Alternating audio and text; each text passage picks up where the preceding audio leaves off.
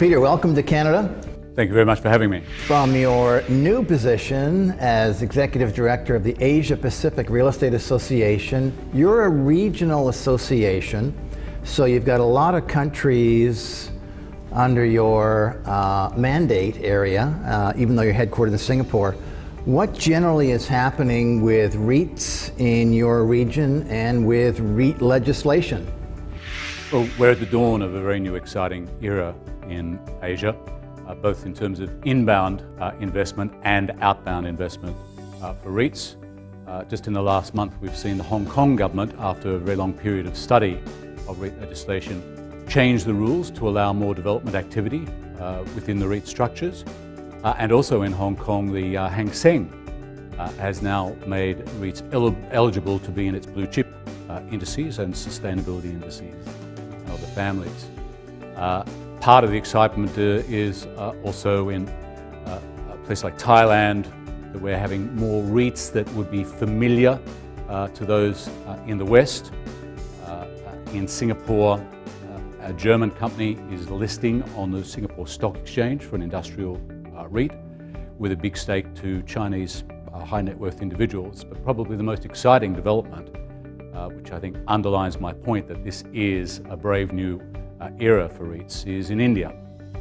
There's a new Prime Minister for India, and in the first Modi government budget, they said that they saw economic development riding on the back of REIT and infrastructure investment trust structures. So they want to get more economic development, they want to lift more people from India into the middle class. They're doing that through urban development, and they see REITs as a means of financing that providing the infrastructure and the built environment which is needed in order to achieve that goal. Peter, we got massive amounts of investable cash in various Asian countries. We surely must have massive amounts of investment grade assets. What can we do to join those two together? Well, let's look at the pension funds in Asia. And Asia currently has half a dozen of the world's largest pension funds, but that's increasing very swiftly. And the allocation to real estate from those pension funds is minimal. Until a few weeks ago, the world's largest pension fund allocated zero to real estate, and that's in Japan. If the pension funds in Asia lifted their allocation to real estate to even 5%, so relatively low by global standards, that would create an extra $90 billion worth of capital available for real estate investments, both within Asia and outside Asia. So I think the question that you're asking me is, can you match up this capital with great capital partners and also assets? And the answer is that this is the beginning of a new era. Obviously, they believe that that's the case. And probably a good example is looking at sovereign wealth funds, where last year 58% of the allocation by sovereign wealth funds into investments was targeted at real estate. So REITs have a huge role to play in Asia. How about freedom to invest outward? We've known for many years that Japanese REITs have been constrained somewhat in their ability to diversify overseas. Do you see other jurisdictions being similarly constrained, or do you see it being more of a mix of both outbound and inbound in Asia? They have been constrained, and Japan is a great example there, where the government has looked at the purpose of these pension funds is really to create enough retirement wealth so that individuals, A, have control of their retirement, but B, that governments don't have to fund that retirement.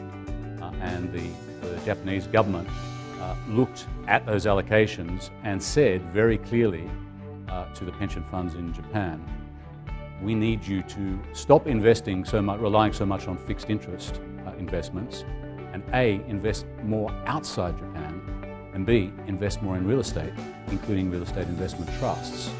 And those same drivers are relevant across the Asian region, which is why we're going to see a lot more investment from pension funds, and governments have been changing the rules to allow them to do so, and that will mean more money going offshore. At the moment, the main target for those allocations, the increased real estate allocations, is the United States and Europe.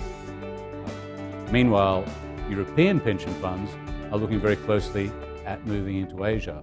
Why? Diversification. And to get a stake of what is the world's biggest trend. The Asian century is an urban century, which means it's a real estate wealth creation century.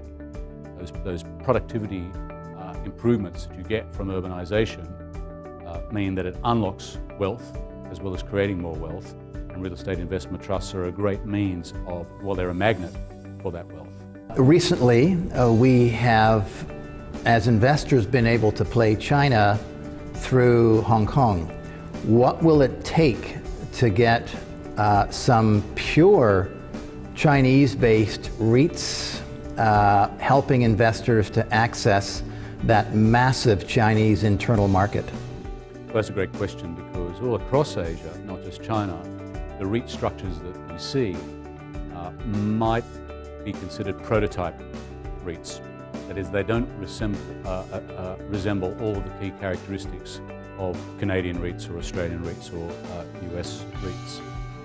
And in China recently, the CITIC deal is a great example of a prototype REIT. It's effectively a club deal. And so what really needs to change? Firstly, many Asian countries need to have enabling legislation which sets up a REIT framework. What needs to be grafted onto that is tax structuring that allows flow through of funds to the hands of the ultimate beneficiaries, not just of the passive income, but also the capital allowances. And we're a long way off getting there, but as we've seen with India recently, more and more governments see REITs as an economic driver, and I think that's going to help us persuade them that REITs not only drive economic development, but they create retirement wealth as well. So that, there's a double dividend there, which means that it's worthwhile moving to REITs version 2.0 in Asia. Last question for you, Peter. We know that Singapore is a key capital formation center for REITs. Hong Kong, despite being an economic center for decades, maybe less so for REITs.